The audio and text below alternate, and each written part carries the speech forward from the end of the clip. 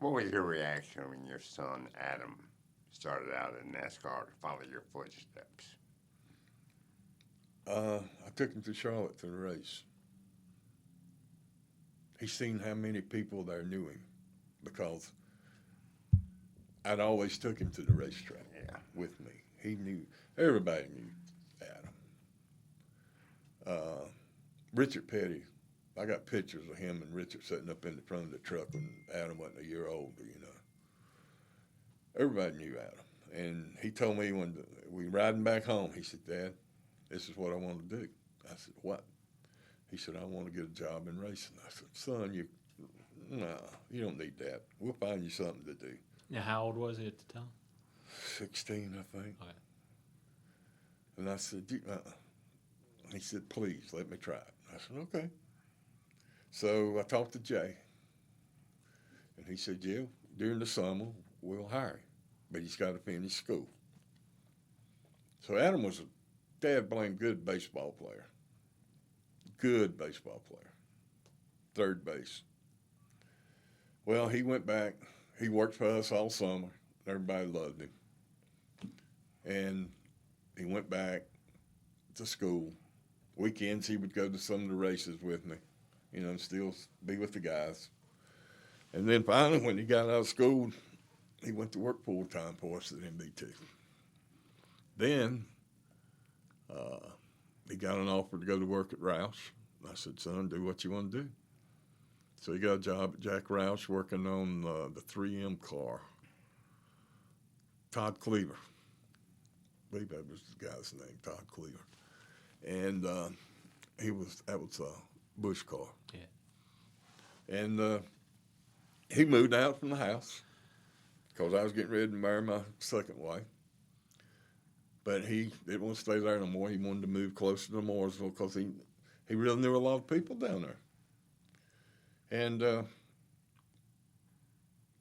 he went down there and went to work for Ralph's. Moved in the apartments behind Walmart over here. And that's where he started at.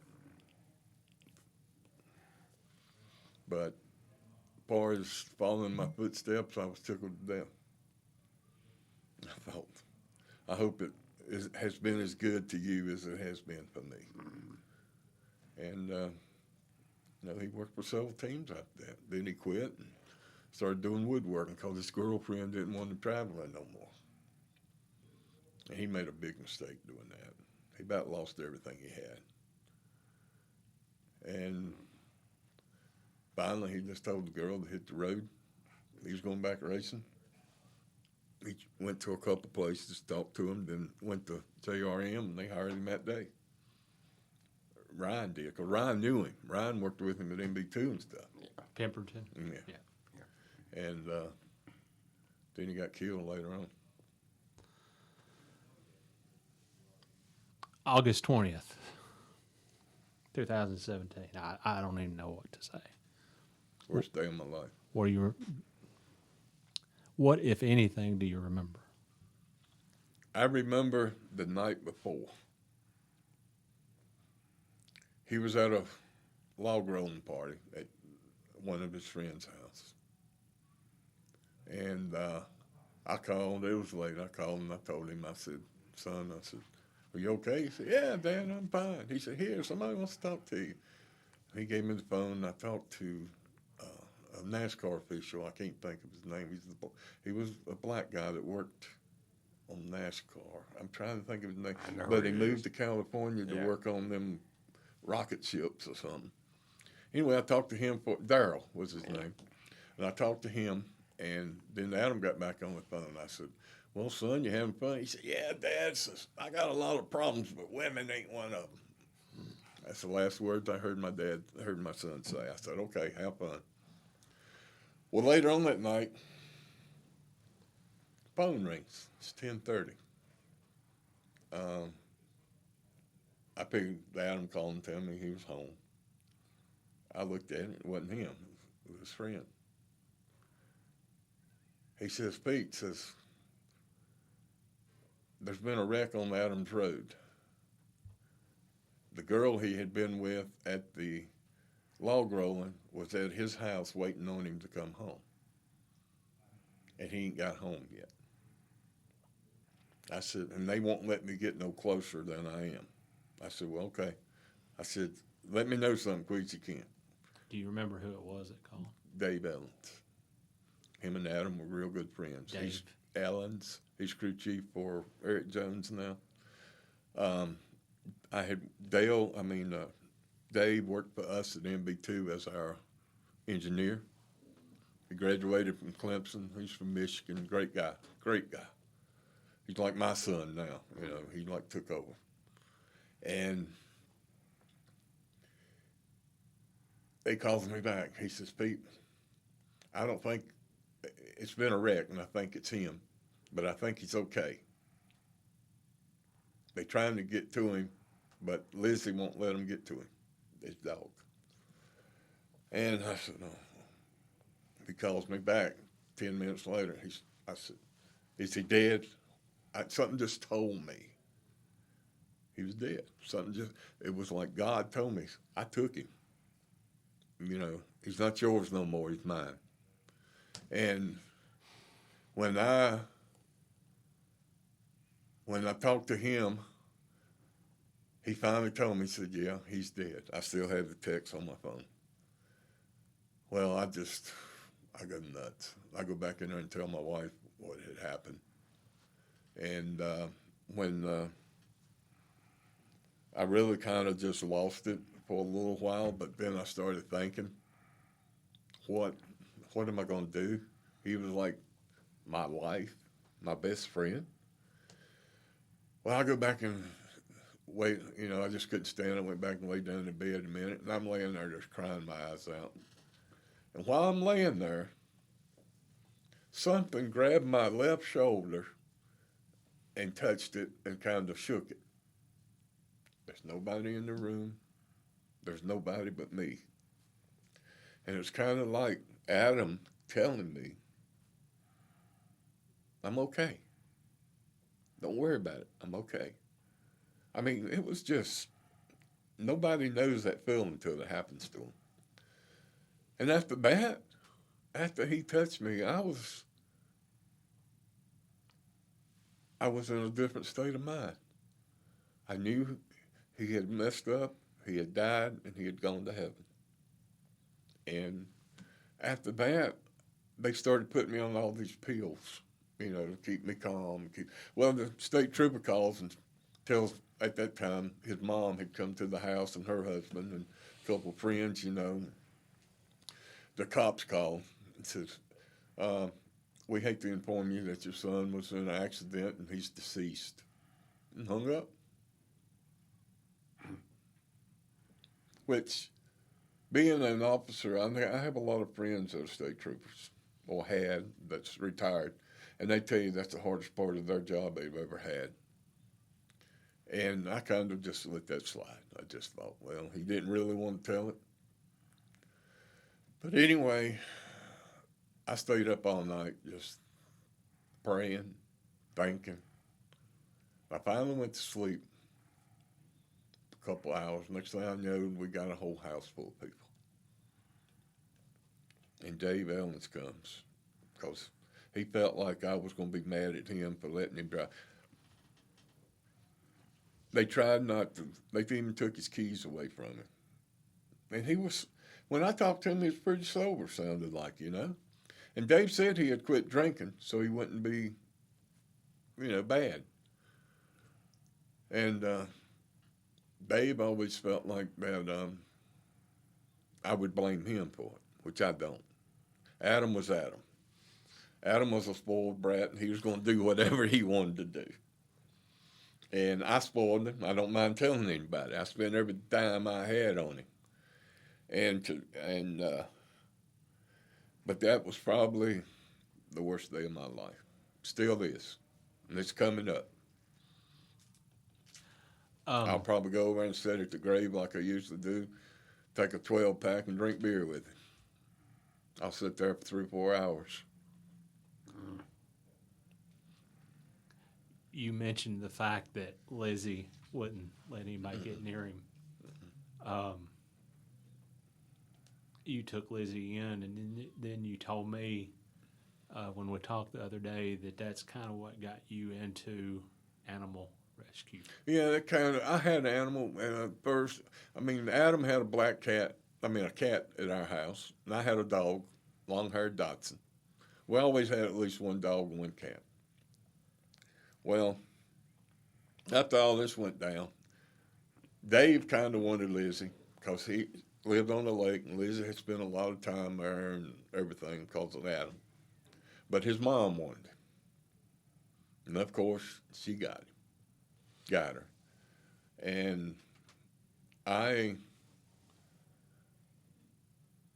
didn't really know what to think at the time. At the time all this is going on, I'm thinking, God, I just wanted to get over so I can mourn a little bit. I can't, to this day, I haven't mourned because everything's been such a rat race ever since then. Yeah. And anyway, that happened. She got him. And after things settled down, my wife and I started taking in dogs. We got 8 dogs now. Huh. And all of them are rescues. We rescued one that was 30 minutes from being put in the gas chamber. And different things like that because I know how much Adam loved animals. He loved the animals. We used to take him up there all the way to Grandfather Mountain back in when they had some animals on top of the mountain. He'd go over and pet the goats. He loved animals. And I thought, in honor of him, I'll start rescuing these animals. And that's what I've been doing, taking care. I got a cat and a dog at the vet now. It's probably going to cost me $700, $800 to get them out, but I'll get them out. And I told the people at the vet I'm going to call Social Security and tell them just transfer my check coming to them every month instead of coming to me because I can't, I don't use it. But when we went to clean his house out, he had a house, and we walked in there that day. It was about 6 weeks after he got killed. I wasn't ready, but his mama wanted to hurry him get it done. I wasn't ready, none whatsoever. We walk in, and there's his sandals in front of the kitchen sink like he always left them. Then his 2 book bags are in his bedroom where he just got back from Bristol. Throw them on the... I have them 2 book bags, and I haven't looked in them to this day. They're still hanging in the basement. And we were there cleaning the house out the first day. Well, she brought Lizzie. And I'm already having enough trouble. And I finally lost it when I went in his bedroom, and he had a picture on the nightstand of me and him. And I go outside crying. Well, there sat Lizzie. Lizzie's sitting in the driveway. You kind of have to drive up a hill to get to his house. Well, Lizzie was sitting in his driveway looking down that road waiting for Adam to come home. And that's when I said, I got to help these animals. And that broke my heart. And I went in there and told my wife, I said, I don't know what your plan is, but don't you ever ask me to come up here and help clean this house out again and bring Lizzie. Because it's breaking her heart. But that day and that day was 2 of the worst days of my life. Just to see that dog sitting there. But that's pretty much the deal with Adam. I miss him every day. I'm sure you do. At what point did you decide to step away from the sport?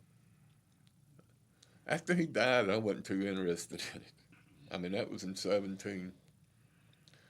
I didn't work for it. Rick calls me and says, don't worry about coming back. Don't let HR mess with you. I'll take care of it. You do what you got to do. And me and him talked a lot.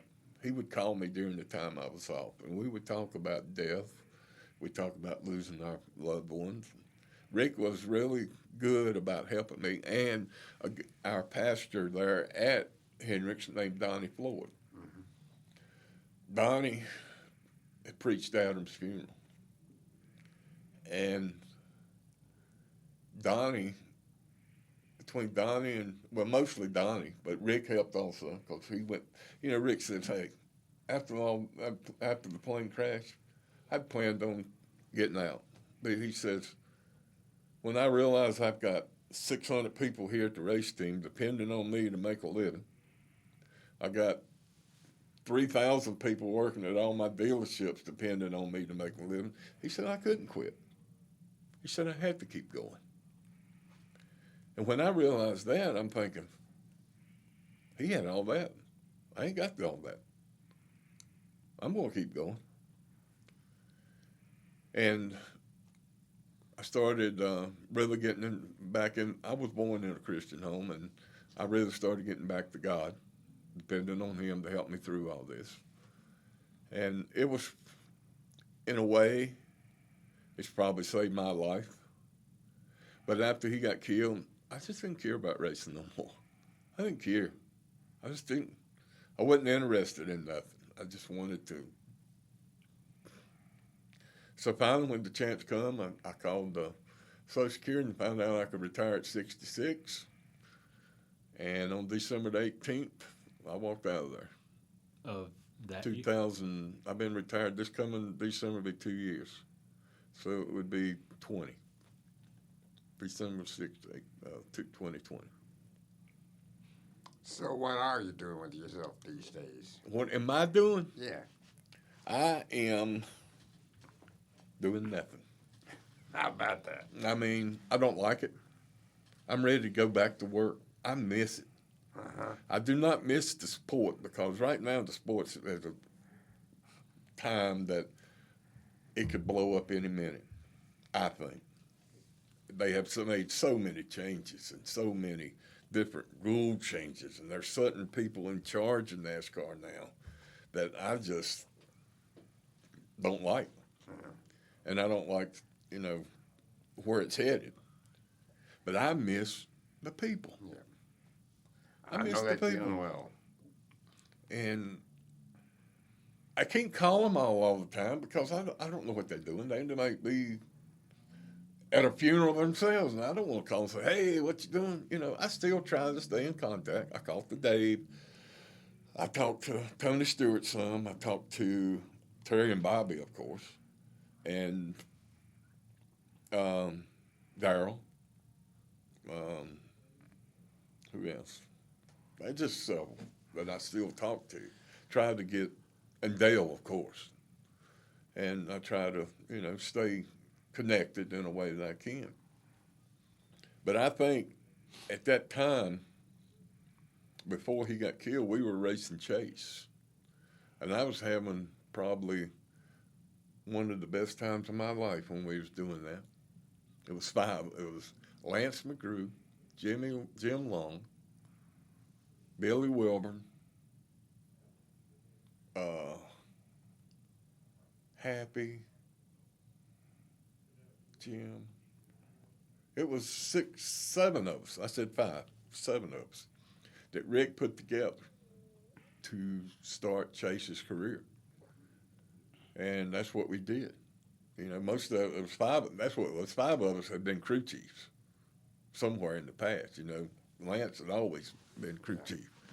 And that was just a good bunch of guys that wanted to race and that wanted to make Chase a good driver.